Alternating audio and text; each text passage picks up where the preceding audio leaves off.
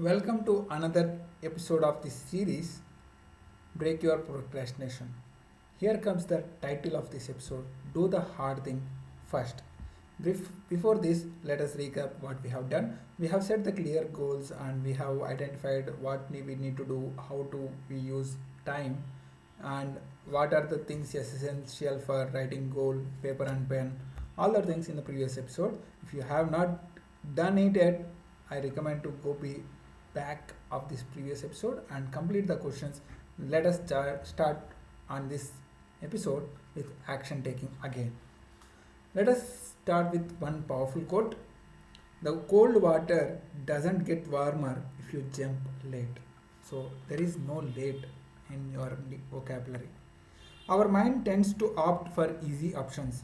That's why we need to be conscious enough to choose the best option, no matter how difficult it may seem.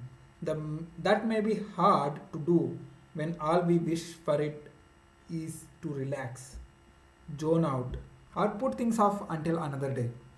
Let's face it, who wants to make life difficult for themselves? Let us take an example. It's easier to sit on the couch and watch TV than go for a running. It's easier to scroll on social media than to read a book. It's easier to procrastinate than to work hard. Despite what you may be inclined to do, the hardest work you have for the entire day should be done first. No matter how challenging it seems, it needs to be done first. Only when you have completed it should you allow yourself to do the easy stuff or nothing at all. One way to achieve this is to make a list of all the things you have to do on any given day. Then pick the hardest and most complicated task and start it immediately. This task is the most important, and although we humans don't like to be uncomfortable, some things need to be done no matter how testing they are. Remember, hard choices is equals to easy life. Write down on the paper. Hard choices is equals to easy life. We all want to live an easy life with no worries, right? A life where we don't have to do anything we would not prefer to it. Who does not want a life like simple? One of the complete freedom to do anything they like and not have to force themselves to go through difficulties.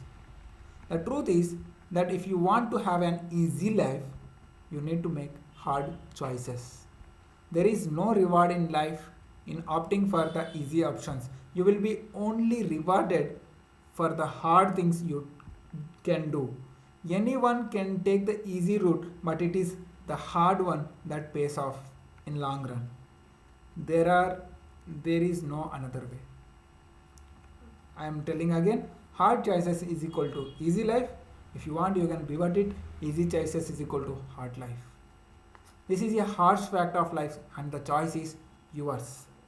Make those hard choices to live an easy life, or go for the easy choices and live a hard life.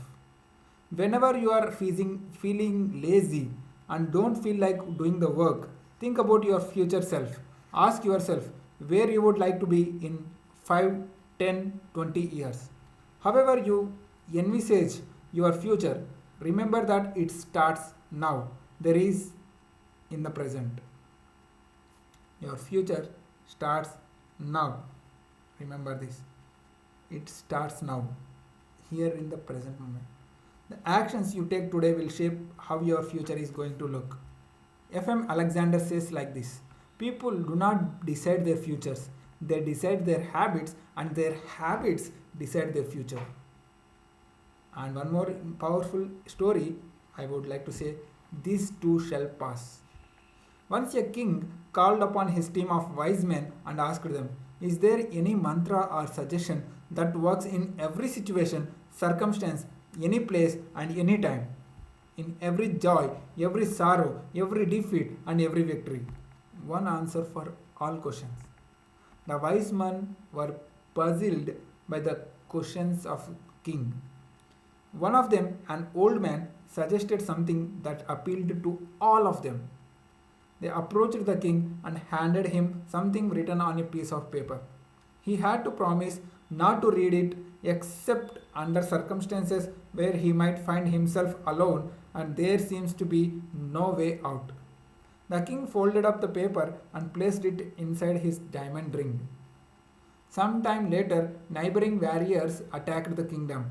The king and his army fought bravely but lost the battle, forcing the king to flee on his horse. The enemies were in hot pursuit, getting closer and closer. Suddenly, the king found himself arriving at a dead end with to go. Below him was a rocky chasm, 1,000 feet deep. If he jumped into it, he would be finished. Unable to do a U turn, and with the sound of enemy horses fast approaching, the king was desperate. There seemed to be no way out. Just then, he saw the diamond ring in his ring glinting in the sun and remembered the message hidden within it. He opened the diamond and read what that note said. And that note is, "This too shall pass. This too shall pass." The king read it again and again. Suddenly something struck him. Yes, this too shall pass. Only few days ago I was enjoying my kingdom. I was mightiest of all the kings. Yet today the kingdom and all my pleasures have gone. I am here trying to escape from my enemies. Just as those days of luxuries have gone, so too this will this the day of danger. A calm came over him and he simply stood there without fear or desperation. The spot where he stood was full of natural beauty, and it occurred to him that he had never known such a beautiful place existed in his kingdom. The revelation of the message had a profound effect on him. He forgot all about his pursuers and, after a few moments, realized that the clacking of the horses' hooves was receding. His enemies had ridden off into another part of the mountains and were nowhere to be seen. The king immediately regrouped his army and fought back with an even greater bravery than ever before.